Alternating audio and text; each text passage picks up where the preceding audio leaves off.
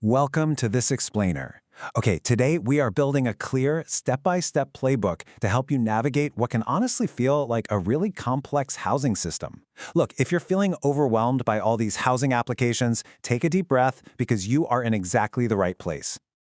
If you're seeking affordable housing in Indiana, understanding how to apply for Section 8 can be your first step to securing a stable living situation.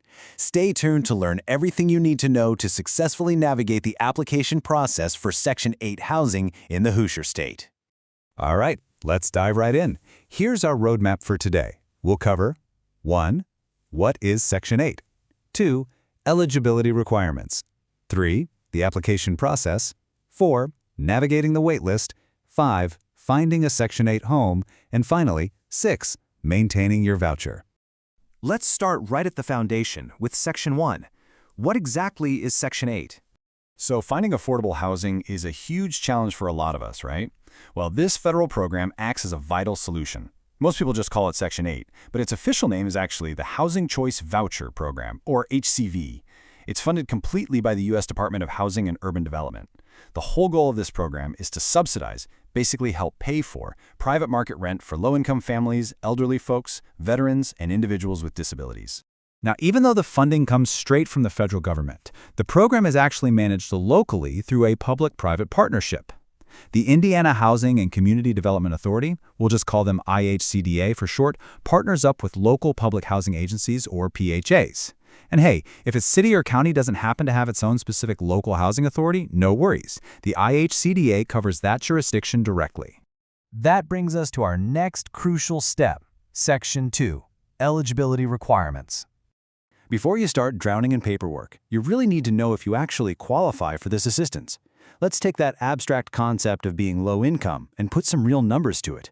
To qualify, your household's gross annual income cannot exceed the limits set by HUD, and those are based on your area's median income and your family size. So as a concrete example, if we look at the Muncie Housing Authority, a one-person household has to make under $26,100 to be considered very low income. For a family of 4, that limit bumps up to $37,250. Keep in mind, though, these exact numbers will vary depending on which county you actually live in. But listen, qualifying isn't just about the money. You also must have U.S. citizenship or an eligible immigration status. Plus, local housing agencies are going to run criminal history checks on all household members who are 18 or older. And this is a really big one. HUD has a strict one-strike policy. Basically, if any household member was evicted from federally assisted housing for drug-related criminal activity, there is a hard 3-year ban on admissions. Also, folks convicted and subject to lifetime registration as a sex offender are entirely disqualified from the program. Okay, so let's say you meet all those criteria. What's next? That brings us to Section 3, the application process. All right, here is your chronological game plan. Step 1 is simply finding out if a waitlist is even open in your area. Housing agencies announce this stuff through local media or on portals like waitlistcheck.com or the IHCDA website. Step 2, submit that preliminary application, which honestly is almost always done online these days. Then, Step 3 is gathering your documents. You are going to need names and birth dates of everyone in the household, social security numbers, proof of citizenship, and verified proof of income, like pay stubs or bank statements. You absolutely want to have all this ready to go so you don't stall your own process. Once you finally hit submit, you enter what is notoriously the toughest phase of the system. Let's talk about Section 4, navigating the waitlist. We gotta have a little reality check right here. Because the demand for affordable housing so vastly outweighs the federal funding available, waitlists are frequently just completely closed to new applicants.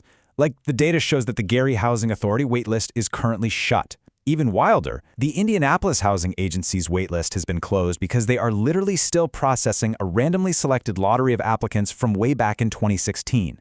So the wait can easily exceed 24 months. Patience isn't just a virtue here, it's an absolute necessity. Now, what's really interesting about the waitlist is that it's generally not a first-come, first-served system. It's actually a preference point ranking system. If you meet certain local preferences, you get points that essentially bump you higher up the list. For example, there's a residency preference if you already live or work in that specific county. There are points for working families, meaning you work at least 20 hours a week, and those points are actually given automatically to elderly or disabled applicants too. Other points can go to families involved with the Department of Child Services to help keep kids out of foster care or to individuals transitioning out of institutional settings. All right, let's fast forward a bit. Imagine you've made it to the very top of the list and you finally receive your voucher. Huge congratulations. Welcome to Section 5, Finding a Section 8 Home. A lot of applicants get confused right here, so let's clearly contrast two things: public housing versus Section 8. Public housing means you are moving into a building that is directly owned and run by the housing agency itself. But what is Section 8 housing choice voucher? You're actually heading out into the private market. You're renting an apartment, a townhome, or a regular single-family house directly from a private property owner or landlord who just happens to accept vouchers. So how do you actually find these landlords? Well, the resources suggest using search tools like indiehousingnow.org or affordablehousing.com. They let you filter specifically for Section 8 friendly rentals, which is a massive time saver. Once you find a place, the local agency comes out, inspects it to make sure it's safe and reasonably priced, and then you sign a normal lease. Financially speaking, you're usually expected to pay between 30 and 40% of your adjusted monthly income toward the rent and utilities. The housing agency pays the rest of the balance directly to your landlord every single month. You've got the keys, but we're not quite done. Let's look at our final section, Section 6, Maintaining Your Voucher. Securing the home is amazing, but you absolutely must stay compliant with the program rules to keep your assistance. You have strict obligations here.